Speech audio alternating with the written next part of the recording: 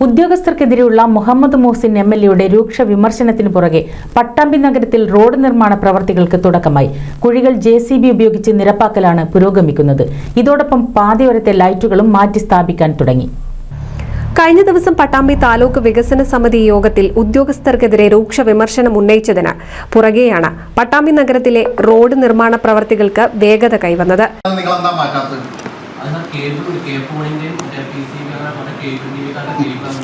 ബാക്കിയുള്ള എസ്റ്റിമേറ്റ് എടുത്തപ്പോൾ അതിൽ വലിയ വ്യത്യാസം ഉണ്ടായിരുന്നു.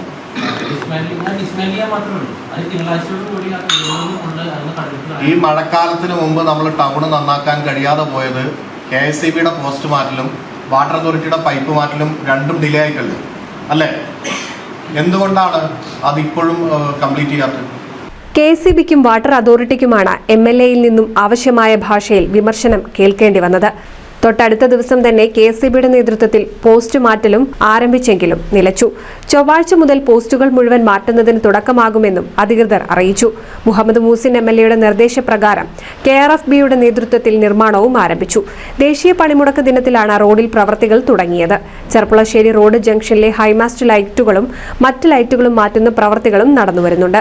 കൽപ്പക ജംഗ്ഷൻ മുതൽ അലക്സ് തിയേറ്റർ വരെയാണ് റോഡിൽ കുഴിയുള്ള ഭാഗങ്ങൾ JCB ഉപയോഗിച്ച് പൊളിച്ചു നിരത്തി ഗതാഗത യോഗ്യമാക്കുന്നത്.